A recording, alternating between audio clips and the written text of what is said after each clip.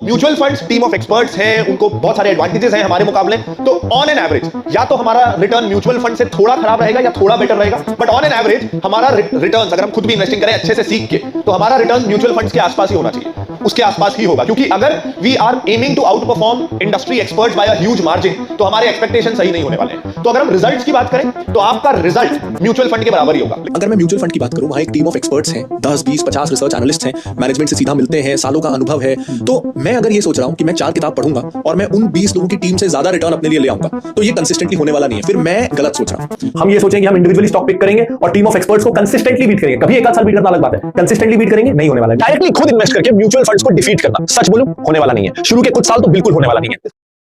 Pranjal Kamra, one of the best financial influencer of YouTube. Pranjal Kamra के YouTube में 6 million से भी ज़्यादा के सब्सक्राइबर्स हैं। और अगर बात करें उनकी एजुकेशन की, तो उन्होंने हिदयतुल्लाह नेशनल लॉ यूनिवर्सिटी से 5 साल का बैचलर ऑफ लॉ कर रखा है। लेकिन क्योंकि वो स्टॉक मार्केट में बहुत ज़्यादा इंटरेस्टेड थे, तो उन्होंने लॉ की डिग्री खत्म करने के बाद NISM यानी national institute of security market से 1 साल का PGPSM का कोर्स किया था। PGPSM यानी post graduate programme in security market. इस 1 साल के कोर्स में उन्होंने पूरे सिक्योरिटी मार्केट के बारे में अच्छे से पढ़ाई की और स्टॉक मार्केट को अच्छे से सीखा। अब आपको लग रहा होगा कि मैं उनकी एजुकेशन बायोग्राफी क्यों बता रहा हूँ, सीधे सीधे मुद्दे की बात क्यों नहीं करता। तो देखिए, मैं ऐसा क्यों बता रहा हूँ ये आपको आगे पता चलेगा, इसीलिए वीडियो को ध्यान से देखते रहिए। 2017 में PGPSM का कोर्स खत्म करने के बाद उन्होंने खुद का एक यूट्यूब चैनल स्टार्ट किया और फाइनेंशियल वीडियोस बनाने लगे। लेकिन क्योंकि उनका शुरू से ही बिजनेस माइंडसेट था, यानी वो बचपन से ही बिजनेस करना चाहते थे, इसीलिए 2018 में उन्होंने Finology venture private limited company की शुरुआत की। इस कंपनी का काम है financial planning, investment planning, stock market related course, stock market research tool जैसे सर्विसेज प्रोवाइड करना। इसके अलावा प्रांजल कामरा सर ने 2 बुक्स भी लिखी है। सबसे पहला बुक है इन्वेस्टोनॉमी और दूसरा है मिंट योर मनी। इन दोनों बुक्स के जरिए उन्होंने फाइनेंस और इन्वेस्टिंग को बहुत ही अच्छे से क्लियर किया है, बहुत ही अच्छे से समझाया है। अब यहाँ तक जानने के बाद आप ये तो समझ ही गए होंगे कि प्रांजल कामरा को स्टॉक मार्केट में किस लेवल तक की नॉलेज है। लेकिन इतना नॉलेज होने के बावजूद प्रांजल कामरा ने अपने कई वीडियोज एंड इंटरव्यूज में एक ऐसी बात कही है जिससे कोई भी इन्वेस्टर अग्री नहीं करेगा, जिसे इन्वेस्टिंग की सही नॉलेज है। प्रांजल कामरा कहते हैं कि कोई भी आम इन्वेस्टर रिटर्न के मामले में म्यूचुअल फंड एक्सपर्ट्स को बीट नहीं कर सकता। यानी आपके और मेरे जैसे जो आम इन्वेस्टर हैं वो म्यूचुअल फंड से ज्यादा रिटर्न नहीं ला सकते, ऐसा प्रांजल कामरा का कहना है। जबकि इस दुनिया के सबसे महान and successful fund manager mister Peter Lynch अपनी book the one upon Wall Street में ये कहते हैं कि एक आम इन्वेस्टर भी बड़े बड़े एक्सपर्ट्स को फेल कर सकता है, और ऐसा बहुत से लोगों ने किया है। पीटर लिंच ने इसे एक्सप्लेन भी किया है कि आखिर कैसे एक आम इन्वेस्टर बड़े बड़े एक्सपर्ट्स को फेल कर देता है। देखिए, म्यूचुअल फंड मैनेजर्स को बहुत से रूल्स एंड रेगुलेशंस को फॉलो करना पड़ता है। जैसे सबसे पहला रूल जो उन्हें फॉलो करना पड़ता है वो ये है कि जो भी फंड का टोटल एसेट होता है, उस टोटल एसेट का 65% पैसा उन्हें हमेशा इन्वेस्ट करके रखना पड़ता है। यानी अगर उनके पास 100 रुपए आते हैं तो 100 रुपए में से 65 रुपए उन्हें इन्वेस्ट करना ही होता है। फिर चाहे मार्केट कितना ही महंगा क्यों ना हो,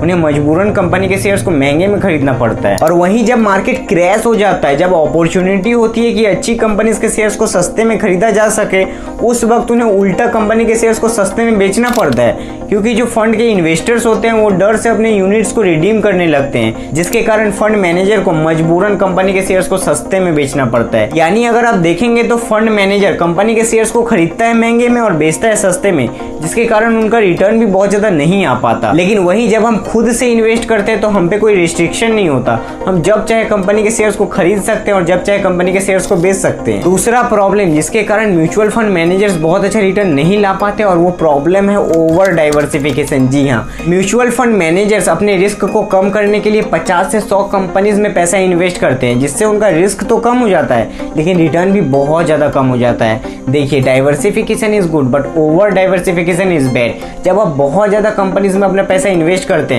तो आपके द्वारा चूज की गई कुछ कंपनियां तो बहुत अच्छा परफॉर्म करती है, लेकिन इसके बावजूद आपका रिटर्न कम हो जाता है क्योंकि बाकी की कंपनियां बुरा परफॉर्म कर जाती हैं। और यही रीजन है जिसके कारण म्यूचुअल फंड्स का CAGR रिटर्न कम होता है, क्योंकि उनका पोर्टफोलियो बहुत ज्यादा ओवर डाइवर्सिफाई रहता है। तीसरा प्रॉब्लम है करियर रिस्क। जी हाँ, म्यूचुअल फंड मैनेजर्स बहुत ज्यादा रिस्क लेना नहीं चाहते। वो स्मॉल कैप कंपनीज में इन्वेस्ट करने से डरते हैं क्योंकि उनमें रिस्क ज्यादा होता है। लेकिन अगर बात करें रिटर्न की तो वो भी उन्हीं कंपनीज में ज्यादा होता है। देखिए, mutual fund managers small cap companies में इन्वेस्ट करने से इसीलिए डरते हैं क्योंकि अगर वो किसी बड़ी एस्टेब्लिश्ड कंपनी में पैसा इन्वेस्ट करते हैं और अगर वहां पैसा डूबता है तो कोई कुछ नहीं बोलेगा। मिलेगा। लेकिन अगर वहीं वो किसी हिडन स्मॉल कैप कंपनी में पैसा इन्वेस्ट करते हैं और वहां अगर पैसा डूब जाता है तो हर कोई उन्हीं को ब्लेम करने लगेगा कि तुम्हें इतना ओवर स्मार्ट बनने को किसने कहा था। जब बाकी के फंड मैनेजर्स HUL, TCS जैसी कंपनीज में पैसा इन्वेस्ट कर रहे थे तो तुमने हमारे पैसे ऐसे घटिया स्मॉल कैप कंपनी में क्यों इन्वेस्ट किए?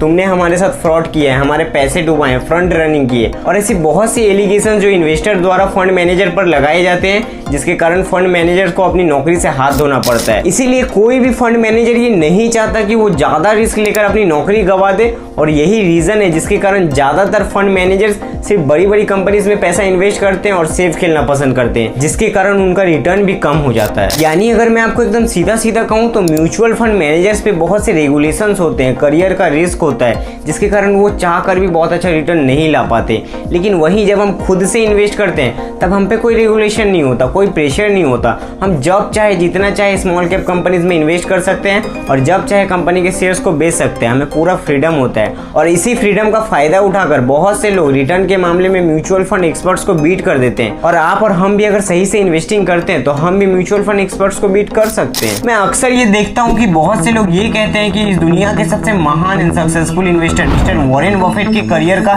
एनुअलाइज्ड एवरेज रिटर्न भी 20% ही है। तो आप और हम जिन्होंने अभी कुछ साल पहले इन्वेस्टिंग स्टार्ट की है, हम उनसे ज्यादा रिटर्न कैसे ला सकते हैं? तो देखिए, ये आधी सच्चाई है, पूरी सच्चाई नहीं है। पूरी सच्चाई क्या है ये मैं आपको बताता हूँ। देखिए, मिस्टर वॉरेन बफेट का एनुअलाइज्ड एवरेज रिटर्न 20% है, ये बात तो सच है। लेकिन ये रिटर्न उन्होंने तब लाना स्टार्ट किया था जब वो ऑलरेडी बहुत ज्यादा अमीर बन चुके थे, जब तक उन्होंने बहुत ज्यादा वेल्थ क्रिएट कर लिया था। जब उन्होंने इन्वेस्टिंग स्टार्ट की थी तब उन्होंने भी स्मॉल कैप छोटी कंपनी से शुरुआत की थी और अगर आप उस वक्त का उनका रिटर्न देखेंगे तो उस वक्त वो अपने इन्वेस्टमेंट में 50% से भी ज्यादा का रिटर्न लाते थे। इनफैक्ट वॉरेन बफेट ने ये खुद कहा है कि आज मैं एक ऐसी गद्दी पे बैठा हूँ, आज मेरे पास कई लाख करोड़ है मैनेज करने को, जिसके कारण मुझे मजबूरन बड़ी बड़ी स्टैब्लिश्ड कंपनीज में इन्वेस्ट करना पड़ता है। क्योंकि जरा आप सोचिए कि अगर उनके पास 1 लाख करोड़ है और अगर उन 1 लाख करोड़ में से वो कुछ पैसे किसी ऐसी कंपनी में इन्वेस्ट करते हैं जिसका मार्केट कैप 200-300 करोड़ है और अगर वो कंपनी 2-3 गुना भी हो जाती है तो उससे उनके ओवरऑल पोर्टफोलियो में क्या ही फर्क पड़ेगा। वॉरेन बफेट कहते हैं कि अगर आज मुझे $1 मिलियन या फिर $10 मिलियन से इन्वेस्टिंग शुरू करने का मौका मिलता है तो अब भी मैं साल का 50% का रिटर्न ला सकता हूँ। जरा सोचिए, ये बात वो उस देश में बैठकर बोल रहे हैं जिस देश का इंडेक्स मुश्किल से 9-10% का रिटर्न ला कर देता है। उस देश में वो 50% रिटर्न लाने की बात कर रहे हैं। और वहीं अगर हम बात करें भारत की तो भारत का इंडेक्स ही 14-15% का रिटर्न ला कर दे देता है। तो अगर भारत में बैठकर हम ये बोलेंगे कि हम म्यूचुअल फंड के रिटर्न को बीट नहीं कर सकते तो फिर हमें खुद से इन्वेस्ट करना ही नहीं चाहिए। सिंपली किसी म्यूचुअल फंड या फिर किसी इंडेक्स फंड में इन्वेस्ट करके छोड़ देना चाहिए। जरा सोचिए, जब विजय केडिया सर ने इन्वेस्टिंग स्टार्ट की थी तब अगर वो ये सोचते कि अरे मैं कैसे म्यूचुअल फंड के रिटर्न को बीट कर सकता हूँ, मैं तो एक आम इन्वेस्टर हूँ, तो क्या वो आज इस पोजीशन पे आ पाते जिस पोजीशन पे आज वो हैं? अगर राकेश झुनझुनवाला ऐसा सोचते तो क्या वो इंडिया के सबसे अमीर इन्वेस्टर बन पाते? नहीं बन पाते। देखिए, मुझे प्रांजल कामरा सर से कोई पर्सनल हेट नहीं है, बल्कि मैं तो उनका बहुत बड़ा फैन हूँ। मैंने उनसे बहुत कुछ सीखा है। मुझे अच्छे से याद है, आज से 3-4 साल पहले जब यूट्यूब में हर कोई ट्रेडिंग सिखा रहा था, ट्रेडिंग की कोर्सेज बेच रहा था, उस वक्त प्रांजल कामरा एक अकेले ऐसे क्रिएटर थे जिन्होंने ये कहा कि ट्रेडिंग से बच के रहिए, ट्रेडिंग एक जुआ है। और क्योंकि मैं उन्हें तब से देख रहा हूँ तो मैंने ट्रेडिंग में बहुत ज्यादा हाथ पैर ना मारकर